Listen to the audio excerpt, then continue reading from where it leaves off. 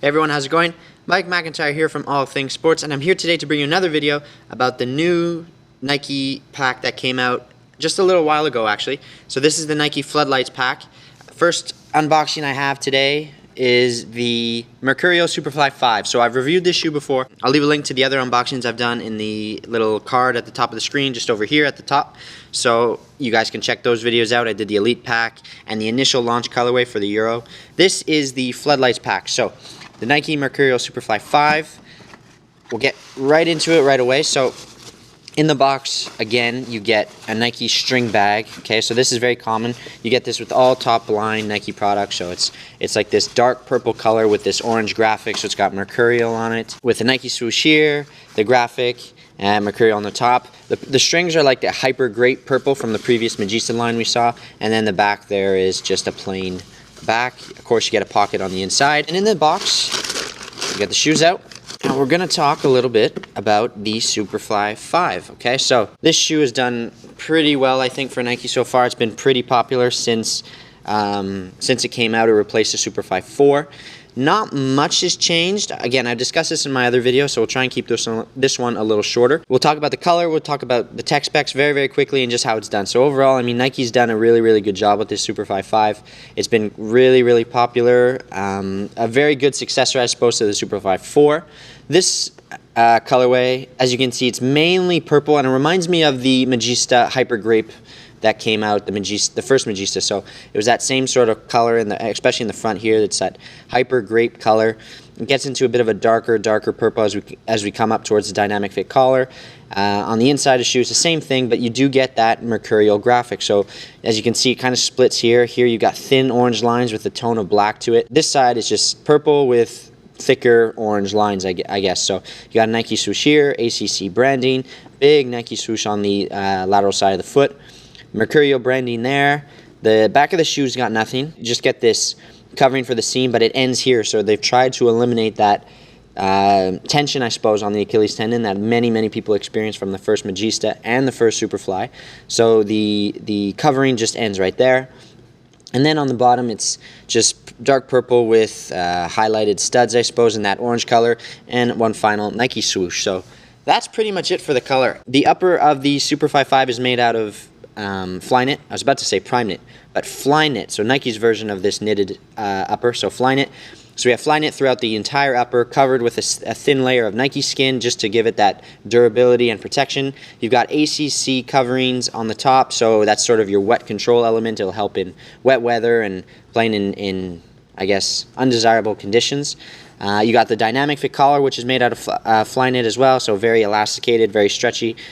Gives you that sort of one-to-one sensation of just your foot connecting with your leg, I suppose, and the ankle area. And then you've got their sort of new sole plate. So this sole plate we saw with the Superfly 5, it came out back in June, and it's this curved sole plate. So it tries to mimic sort of the shape of a real human foot. So it's kind of indented in the ball in this area where it really tries to promote the ball part of your foot. You got this nice little cupping area for your heel and that split toe design.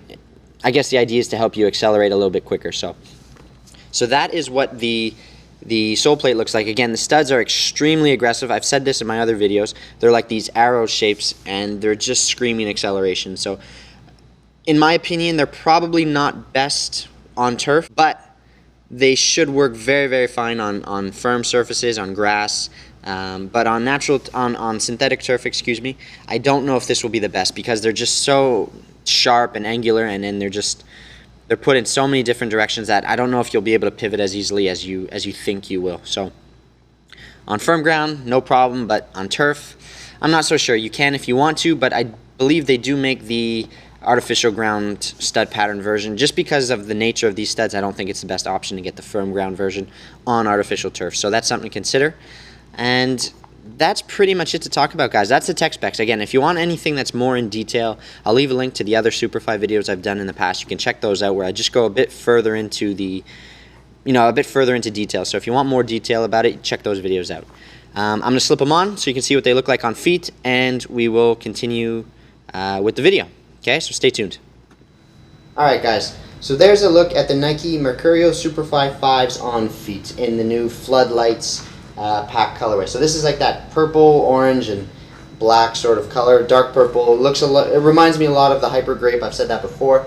As far as fit goes, this really isn't a fair sort of judgment on fit, simply because the shoe is a little bit too big for me.